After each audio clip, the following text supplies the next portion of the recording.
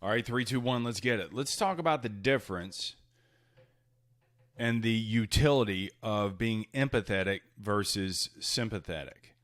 And I've seen many things get worse because a salesperson, a parent, a friend is more sympathetic when they should be empathetic. And I'm going to use sales as a metaphor because that's what I do, and I believe we're all selling our way through life, but swap out whatever the circumstances are. If you're in sales, you could use this. If you're in a sales encounter, you could use this. But also, if you're just, talking to one of your kids or you're talking to a loved one or a friend, it's important that you have the ears of empathy and not the mindset of sympathy. And it doesn't mean that you're cynical. It doesn't mean that you don't care.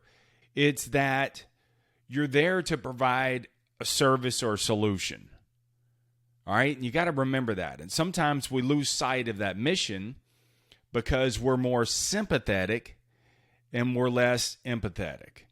Now, there's no place for cynicism, and there's not a lot of room for being sympathetic.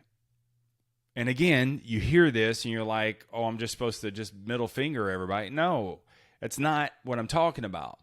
I'm talking about, number one, cynicism. We don't even have to go there on that. You understand, you don't need to be jaded and hard. I don't care how many rejections you've gone through. I don't care what's going on with how tough your month has been or what's going on in your life right now.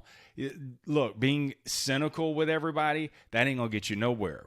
But also being overly sympathetic, you think in your heart of hearts, you think that you're doing something good when in fact you're making the situation worse because you're sympathetic. Sympathy can kill a deal just as fast as cynicism can. Because when you're sympathetic, there's a high degree of emotions, and those emotions are so stirred up that when you're sympathetic, you actually embody the emotions of what that other party is feeling. So one party came in a bad situation in their life, and now you got two because you're sympathetic and you went down the rabbit hole with them. And this then turns and gets jaded and gets revengeful. And I mean, you think about your friends, a lot of friends seek out people who are sympathetic toward their needs. And so they go and they conspire and they drink and the situation just gets more and more toxic, and they leave worse than how they came. And this is true in sales. This is true in life. So that's why I say, man, you need to swap these things up. You are here. You have to understand this as a salesperson, as a parent, as a friend. You're there to show empathy. Empathy is a psychological alignment with the way that they're feeling, but you distance yourself from the sympathy where you go down that channel with them. And so your job is to actually stay zoomed out, identify with their emotions, and then offer guidance to provide a solution. There are going to be customers. I'm amazed, man. Going on 27 years now in sales. I'm amazed of how many customers will actually just share their entire life with me. Dude, I meet them 5 minutes later, they're opening up and telling me not only of their whole life, but also their current ailment. Sometimes, man, that's a good thing. And I have to be reminded of that. I'm trustworthy enough to open up. And dude, they say a lot of things. But also I have to be mindful that I'm there to provide a service and a solution. And so I've got to be able to hear what they say, but I've got to filter that out and only keep what aligns with the service or solution that I have to offer. And if I'm not that person that can provide that for them, if what they came for, filter that out, and I can't provide that, then I can refer them to someone who can do that. And then I can, again, I'm empathetic. I'm aligned with your emotions. I'm aligned with your situation, but I'm going to guide you in the right direction, whether it be toward me, toward fulfilling that solution, or toward someone else who is better equipped to help you in that situation. And that's what you got to think about, man, is do you have the empathetic ears in situation, or are you getting sucked in and being sympathetic? You've got to be able to zoom out. You've got to be able to provide a solution. It's the same sort of situation if you're a leader. Now I'm sitting here thinking about it. When you're leading a team, you can't be Mr. Sympathetic or Mrs. Sympathetic. You have to be empathetic, aligning with the pulls, the struggles, but then also you got to fulfill a mission. You have to provide a solution. You're there to lead the company in a productive, positive manner. And so the only way that you're going to be able to do that is being more empathetic and less sympathetic. I mean, look at it like this. Let's just take us out of the mix. You wouldn't want a doctor who is sympathetic. Somebody who, when you tell them your pain points, when you just bleed your heart out to them, would you want that doctor to just go down the shithole with you and just, y'all just be two soupy messes? No. You want an empathetic doctor who listens to what your situation is, who identifies with it, but then he recommends a solution. He provides some necessary steps that can help you out of your situation. And you leave the doctor's office better, more confident, and hopeful that this is going to work.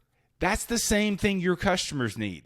That's the same thing your child needs. That's the same thing a loved one needs. That's the same thing a friend needs. That's the same thing your employee needs.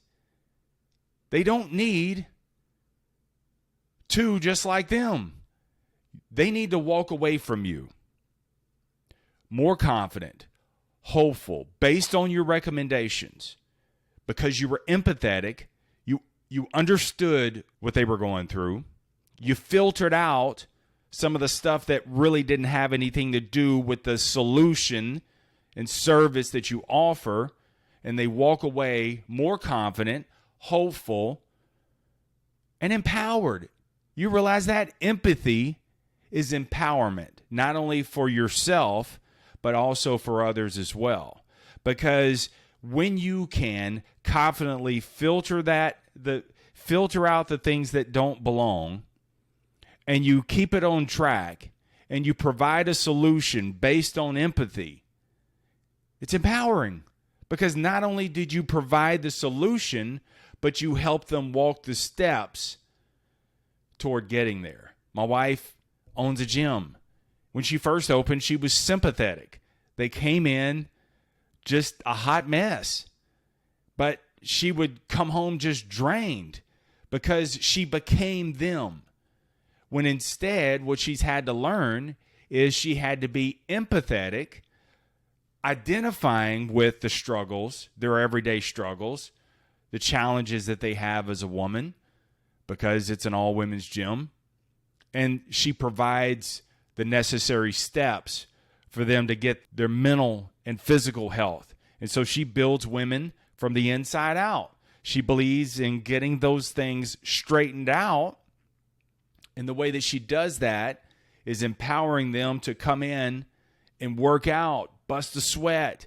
They start feeling better about themselves, and things begin to change within and around those women. That's empowering. See what I'm talking about? And you got to think about this. And this is why I'm bringing you this episode. How many times are you sympathetic and you make the situation worse? Good intentions, I get it. When you should instead be more empathetic, psychologically identifying with the pain points, the needs, the struggles, but then also never losing sight of the mission of providing a service or solution in a way that only you can offer. That's the thing. I had a salesperson the other day, man, that almost quit. He was overly sympathetic. And so he was working with a customer. The wife called. Her husband just got diagnosed with stage 4 cancer. And so she selected a truck, and she was like, I want this to be his truck. This will probably be the last truck he owns. And for 40 days, man, that truck had been sitting there. Nobody didn't work any deals on it or anything like that. What's the odds that that day 2 people were buying the truck at the same time? It just happens. And unfortunately, the other salesperson sold that truck a minute or 2 before he was able to put his deal together. And he snapped. He was sympathetic, and his heart was full, and he felt for the customer, but he embodied their struggles. And because of that, he almost made a bad decision. He almost snapped and quit a lucrative job, something that he's laid the foundation for many, many years. And once the dust settled, I sat down with him and said, you got too emotionally tied in that deal. It's not that you don't care. You do. But here's the challenge. Your job is to provide a service or solution. That's what they came to you for. And so it's not like they're just not going to buy anything ever. Help them. Be empathetic. She wants him to have a nice truck. Find that nice truck for him. And you're going to often find that what you offer is better than what they initially set out for. And they're like, there's a rhythm to life. And they're like, I'm kind of glad, man, that other truck we didn't get. It's what happens in life. And so that's your job, is when things seem to blow up and it all goes awry, can you get back in the game quicker and be empathetic and provide a solution? Give them other options to consider. Because that's exactly what they're going to do. Your customer's not going to just quit and not buy anything. But they're not going to buy from you if you stay in sympathy land and you just get sucked into this and you're just a soup of emotions. You're making the situation worse. And the worst thing you can do is to be so sympathetic with your customers, with a loved one, with someone you're leading, is that they walk away as bad or maybe even worse than how they came to you. People should walk away empowered. People should walk away with options after they encounter you. Encounter, empathy, empowerment. They encounter you, a professional. You strain the things that don't belong, and you keep only the things that are relevant to provide a service or solution. And then you give them the empowerment, the guidance, the steps necessary to get their situation better. All right? So when you're in the heat of the moment, if you find that you're snapping at other people when they're trying to offer you guidance, you're probably too sympathetic. If you find that you become argumentative with someone, personally, professionally, you're probably being sympathetic, and you need to have the ears of empathy and be more empathetic. Identify with their issue and less sympathetic. Zoom out. Don't get so close to the fire that you can't help them. Find a solution. That's what you're here for. All right, let's get out of here. Thanks for sharing today's episode. Keep it simple, keep it moving, never settle, stay tough. Peace.